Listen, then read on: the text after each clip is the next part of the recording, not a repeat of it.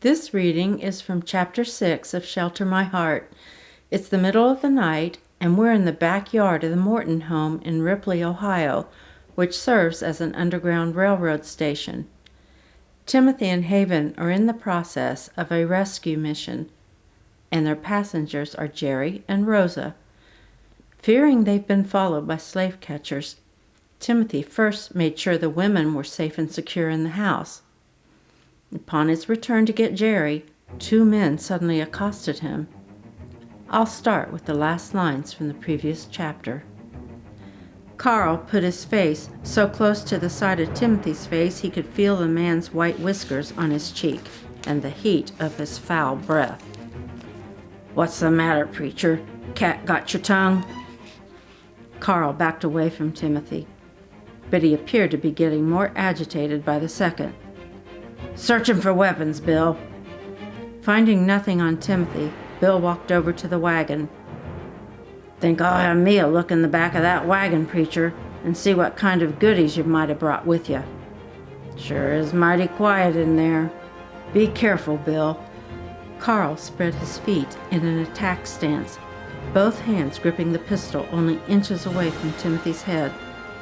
Bill hopped up in the wagon and started throwing things over the side. He lifted up a carpet bag and waved it. "Fine-looking carpet bag the preacher's got here, Carl. I'm sure he wouldn't mind if I had me a look inside. Would you, preacher?" He nosed through the bag and grunted before tossing it. Next, a blanket flew over the edge, gliding to the ground. Timothy cringed, feeling his heart in his throat, when he saw more blankets and quilts fly out.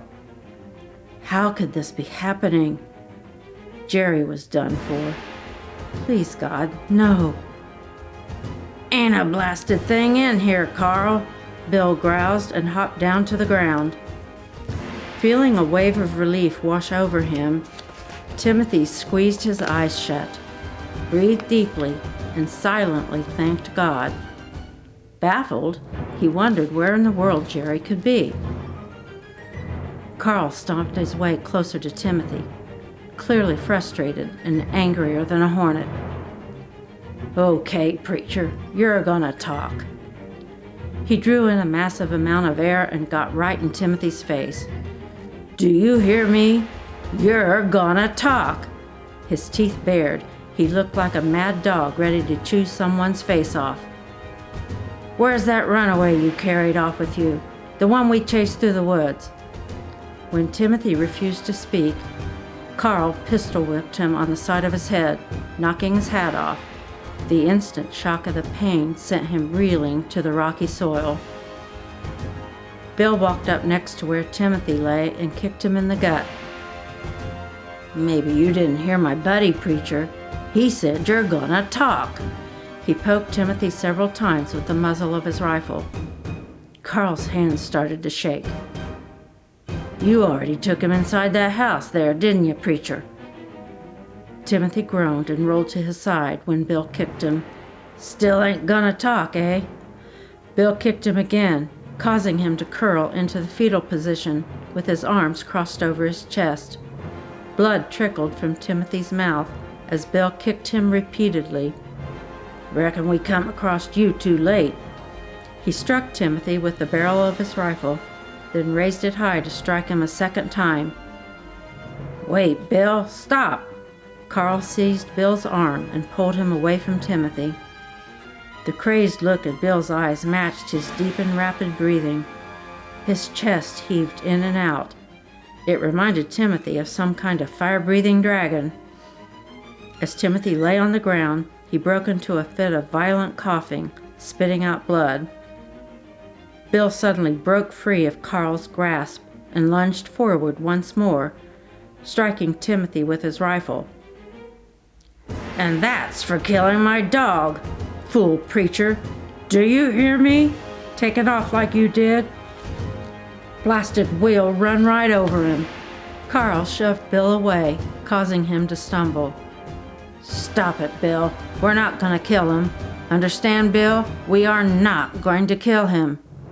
He kept his pistol aimed at Timothy, his hand shaking, and his gaze darting back and forth between Bill and Timothy.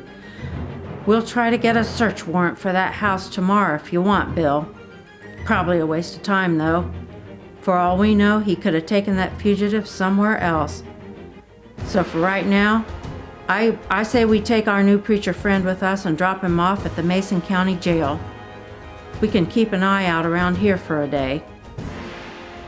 As Bill's breathing began to slow down, he nudged Timothy forcefully with his rifle, but didn't strike him. "Get up, preacher. You're going for a ride." He yanked Timothy up by the arm, then jerked his arms behind his back and cuffed him. Timothy groaned. The excruciating pain in his abdomen and the throbbing in his head and face nearly did him in. He'd never taken such a beating in his life, nor had he ever felt more lonely and depressed. Blurred images of his sweet bride waiting for him tormented him even more. What's going to happen to Timothy? And what about Haven waiting back at the house? And where on earth did Jerry go?